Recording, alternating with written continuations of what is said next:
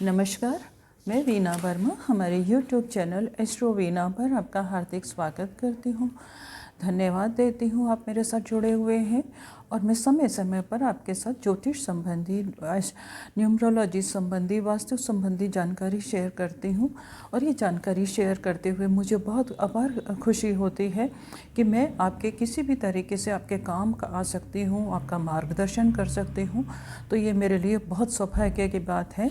आज हम चर्चा करते हैं मकर संक्रांति के बारे में। जैसे कि संक्रांतियाँ तो 12 होती हैं। सूर्य जब एक राशि से दूसरी राशि में प्रवेश करता है, 12 राशियों के हिसाब से 12 संक्रांतियाँ होती हैं। तो सूर्य जब अपनी पुरानी राशि से परिवर्तित होकर नई राशि में प्रवेश करते हैं तो उसको हम संक्रांति कहते हैं और उसका हमारे जीवन में बहुत ज़्यादा महत्व है।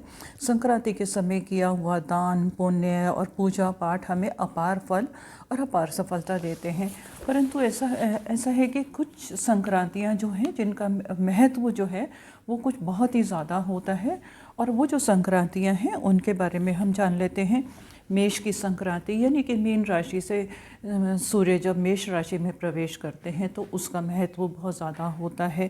कर्क राशि की संक्रांति, कर्क राशि में जब मिथुन राशि से सूर्य कर्क राशि में प्रवेश करते हैं तो उसका भी बहुत महत्व है। तुला की संक्रांति और मकर की संक्रांति जब ये पुरानी राशियों को छोड़ के नई राशि में प्रवेश करते हैं तो इनका महत्व बहुत ज़्यादा बढ़ जाता है। ये संक्रांतियाँ जो हैं हमारे लिए बहुत ज़्यादा महत्वपूर्ण होती हैं। तो आज हम बात करते हैं मकर संक्रांति के बारे में। मकर संक्रांति, जैसे कि सब जानते हैं कि मकर संक्रांति पूरे हिंदुस्तान में बहुत ज़्यादा महत्वपूर्ण रहती है और इस समय सभी संप्रदाय के लोग अपने अपने तरीके से इस त्यौहार को सेलिब्रेट करते हैं। जैसे पंजाब में इसको लोहड़ी के रूप में मनाया जाता है, उत्तर भारत में मकर संक्रांति का महत्व है और दक्षिण भारत में पोंगल का महत्व है। और इस संक्रांति का जो महत्व है हमारे जीवन में इतना ज़्यादा होता है कि हम इस दिन जो भी दान करते हैं, पुण्य करते हैं, उसका हमें बहुत ज़्यादा कई गुना फल मिलता है। और इसके बारे में कुछ पुरानी पौराणिक कथाएं भी मशहूर हैं। इनके बारे में भी मैं आपको शॉर्ट में बता देती हूँ। जैसे कि इसमें कहा जाता है कि सूर्य जो है वो ब्रह्मांड में राजा है, यानी कि उसको राजा की उपाधि मिली हुई है। और इस समय जब सूर्य मकर राशि में प्रवेश करता है तो शनि के घर में आता है, अपने पुत्र के घर में 1 महीना विचरण करता है और वहाँ से ये लोगों को हर तरह से उनकी सहायता करने की कोशिश करता है।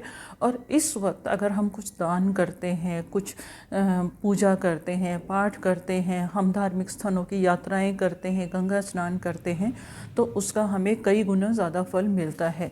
अब किसी भी छोटे संप्रदाय में जाने के बाद राजा तो हमारे ऊपर मेहरबान हो ही जाएगा और सूर्य एक ऐसा देवता है, या इसकी हम बोल सकते हैं ऐसा ग्रह है जिसके हमें प्रत्यक्ष दर्शन होते हैं। और प्रत्यक्ष इसके अंदर जो सारी रश्मियाँ हैं ये हमारे पूरे की पूरी ऑरा को क्लीन कर देती हैं। इसका बहुत ज़्यादा महत्व है।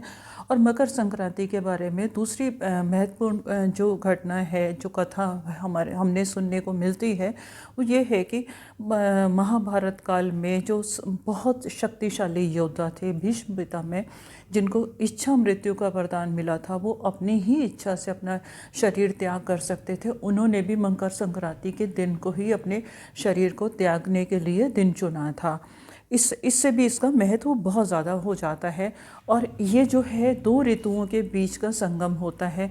शीत ऋतु से हम बसंत ऋतु में प्रवेश करते हैं और इस दिन अगर हम कुछ अपने खाने पीने में भी शामिल करें, जैसे कि हम भोजन में अपने गुड़ का, तिल का और चावल का, उड़द को अगर हम अपने खाने में शामिल करते हैं तो इससे क्या होता है कि हमारे पूरे वर्ष हमारे अंदर इतनी एनर्जी रहती है जिसका कि हम मतलब देखो, शरीर अगर हमारा तंदुरुस्त होगा और हमारे अंदर बीमारियों से लड़ने की ताकत होगी तो इस दिन इन चीज़ों के सेवन का हमारे जीवन में बहुत महत्व है। और इन चीज़ों का सेवन से क्या होता है कि हम पूरे वर्ष हमें आरोग्य प्राप्त होता है और हमारा शरीर जो है वो पुष्ट होता है। और पुष्ट शरीर में आपको पता ही है कि एक स्वच्छ आत्मा का और एक पुष्ट आत्मा का निवास करता है।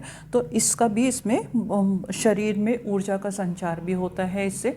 तो इस दिन इन चीज़ों के सेवन का भी बहुत ज़्यादा महत्व है।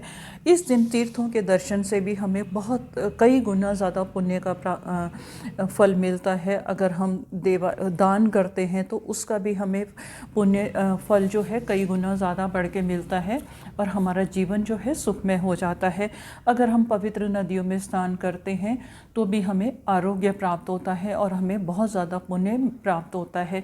आज मैं चर्चा करती हूँ कि अगर हम राशियों के हिसाब से दान करेंगे, अब दान का फल तो हमें बहुत ज़्यादा मिल रहा है, परंतु अगर हम राशियों के अकॉर्डिंग दान करते हैं तो हमें इसका फल जो है कई गुना ज़्यादा मिल जाता है। तो हम शुरू करते हैं मेष राशि के। मेष राशि के जातक अगर इस दिन आर्थिक लाभ के लिए अगर गुड़ का दान करते हैं तो उनको बहुत धन संपदा मिलती है और आर्थिक परेशानियां उनके दूर हो जाती हैं। वृषभ राशि के जातक जो हैं अगर मिश्री का दान करते हैं तो उनके जीवन में सुख समृद्धि का आगमन होता है। मिथुन राशि के जातक अगर ये हरे रंग की दाल या हरे रंग का वस्त्र अगर किसी को दान करते हैं तो इनको वैवाहिक जीवन में आने वाली जो रुकावटें हैं वो दूर हो जाती हैं और इनका वैवाहिक जीवन बहुत ज़्यादा सुखी हो जाता है। अगर कर्क राशि के जातक जो हैं अगर ये चावल का दान करते हैं, सफ़ेद वस्तुओं का दान करते हैं तो इनको मानसिक शांति मिलती है। अब कर्क राशि के चंद्रमा का है और इनको मानसिक अशांति इनके जीवन में बनी ही रहती है। इनके जीवन में कुछ ना कुछ उतार चढ़ाव चलते रहते हैं। चंद्रमा प्रधान है तो जैसे जैसे चंद्रमा की रश्मियाँ ऊपर नीचे होती हैं तो ऐसे ही इनके जीवन में भी उतार चढ़ाव होते हैं। तो इनके लिए चावल का दान बहुत उत्तम है। अगर सिंह राशि के जातक गेहूं का दान करते हैं और किसी ब्राह्मण को ये गेहूं का दान करते हैं तो इनके मान सम्मान में वृद्धि होती है और इनको समाज में मान प्रतिष्ठा मिलती है, क्योंकि इनको सबसे ज़्यादा इसी की डिज़ायर होती है। अगर ये सम्मानित जीवन ही जीना चाहते हैं तो इससे इनके मान सम्मान में वृद्धि होती है। कन्या राशि के जो जातक हैं अगर ये जानवरों को मतलब किसी भी चार पैर वाले उसको जो वेजिटेरियन होता है उसको अगर ये हरा चारा दान करें, हरी वस्तुएं खाने को दें तो इनके साथ क्या होता है कि इनकी सभी समस्याओं से मुक्ति मिलती है। अब कन्या राशि के जो जातक होते हैं बड़े सेंसिटिव होते हैं। अब सेंसिटिव होते हैं और ये बहुत कुछ करना चाहते हैं और सबको खुश रखने की कोशिश करते हैं। तो अगर ये जानवरों को हरी चीज़ें दान देंगे, हरा चारा दान देंगे, गौशाला में हरा चारा दान देंगे तो इनको मानसिक शांति का अनुभव होगा। अब हम बात करते हैं तुला राशि के बारे में।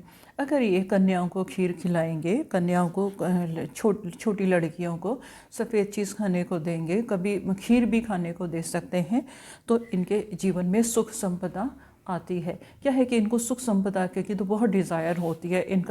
इनको लग्जरीज भी चाहिए, इनको धन भी चाहिए, धन से लग्जरीज खरीद सकते हैं तो इनकी डिज़ायर होती है वो इससे पूरी हो जाती है।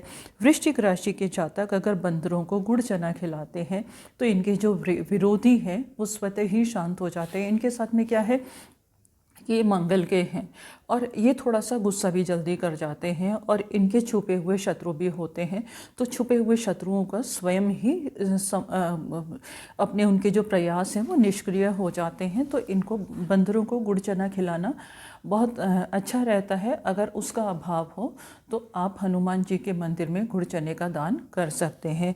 धनु राशि के जो जातक हैं अगर मंदिर में धार्मिक स्थल में चने का या चने की दाल का दान करेंगे तो इनको सभी सुखों की प्राप्ति होगी और इनके जीवन में सुख समस्याओं का समाधान हो जाएगा। क्या है कि धनु राशि के जो जातक हैं इनकी डिज़ायर्स भी बहुत ज़्यादा होती हैं, इनको मान सम्मान की भी बहुत ज़्यादा इच्छा रहती है, महत्वाकांक्षी भी होते हैं तो इनकी महत्वाकांक्षाओं की पूर्ति होगी। मकर राशि के जो जातक हैं अगर ये कंबल का दान करते हैं, किसी भी गरीब ब्राह्मण को ये कंबल का दान करते हैं तो इनको कारोबार में तरक्की मिलेगी और कारोबार अगर हमारा सुनिश्चित चलेगा तो हमारे जीवन की बहुत सारी समस्याओं का समाधान हो जाता है और व्यापार में भी इनको लाभ होगा। अगर कुंभ राशि के जो जातक हैं काली दाल का दान करेंगे तो इनका जो बिज़नेस है वो कई गुना ज़्यादा बढ़ जाता है। इनकी डिज़ायर्स, इनकी ख्वाहिशें भी पूरी हो जाती हैं।